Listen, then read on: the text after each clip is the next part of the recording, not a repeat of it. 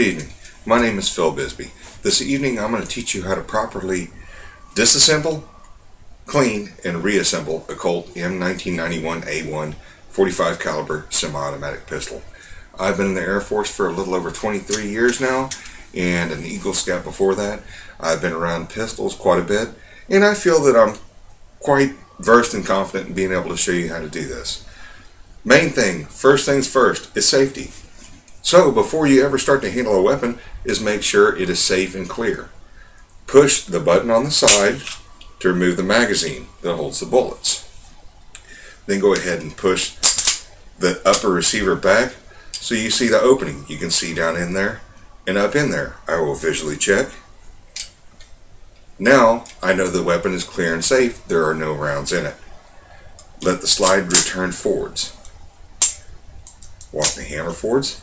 Now, the return spring. This is where a lot of power, and you have to be careful to do that.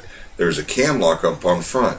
You push down on the spring button, rotate the cam lock, and carefully walk it out. That relieves all the tension off the spring.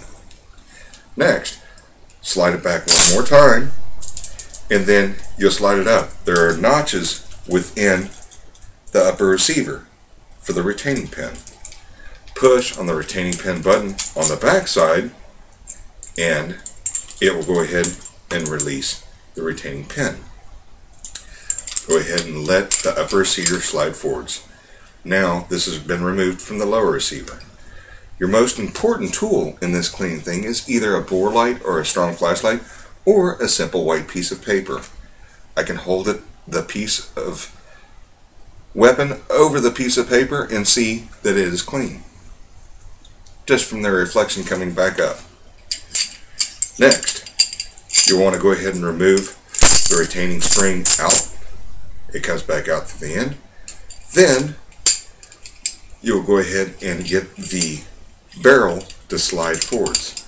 You have to get the positioning just right, because this is the locking clip that holds the retaining spring in. Now the barrel is removed. This has been broken down.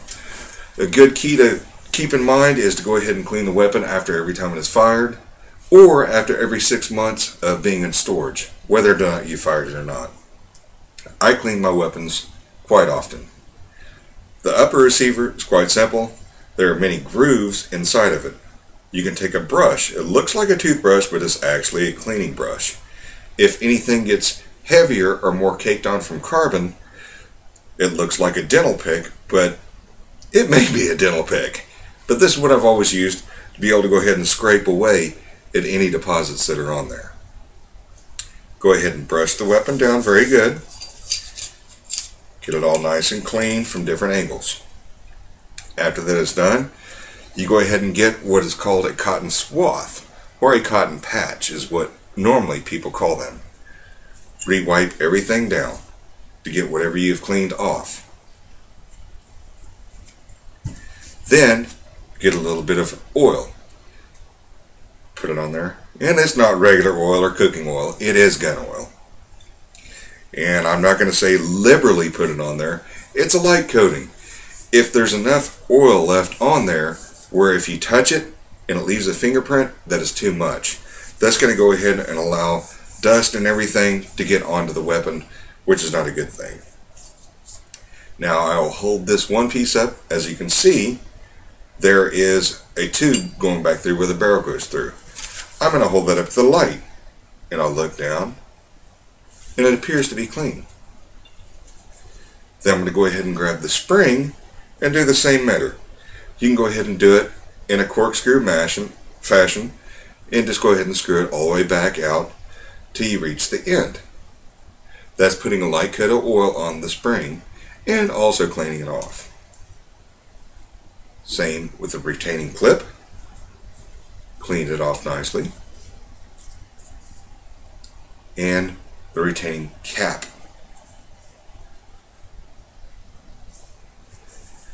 Now we're down to the area where everybody has a hard time. It is the barrel of the weapon. You always go ahead and load from the breech side. The breech side is where the round goes in. If you clean it quite often, you can get away with another tool. But to show you, This is a cleaning rod, and right now the tip on it is made for holding a patch. So this is just mainly meant for running a patch with light oil through. If it is quite dirty, there is a bore brush that is made out of brass. Brass is still a softer material, but it will remove all the lead and also the carbon foulings off. But since I do clean my weapon quite often, I can use what is called a bore snake. These are readily available at any Walmart, and they do come by caliber size. It is a cotton rope pretty much with a brass rope built into it. It has a counterweight, which is here. You just drop it into the breech side of the weapon, run it through. There's one time through. Normally 3 times through is enough. Now for the second time.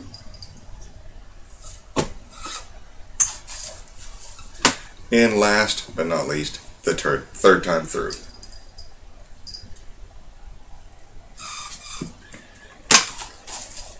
What this does when it goes through, it scrapes everything from the riflings within.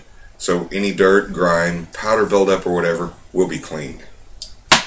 Now to see if it has done a good enough job, I'm going to use my white piece of paper again and use the light from up above to look down against the white paper. And the contrast will let me see whether or not it's dirty.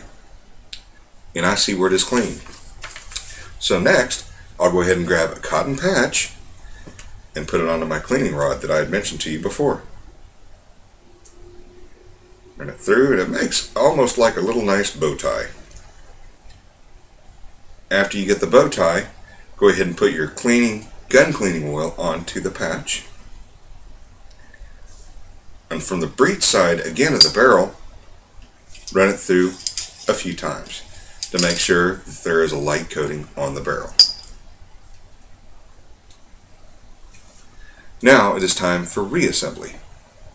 Grab the upper receiver, grab your barrel, slide the barrel into the upper receiver. The spring has a notch on there so it will not come out. Slide it back through the other direction. And if you'll see, there is an eyelet on the barrel. That's what actually attaches the upper receiver to the lower receiver. Turn the weapon over. Grab your lower receiver. There's a groove, slide it in. Then the parts are lined up. Now you're ready to put your retaining pin back in. Slide your retaining pin in.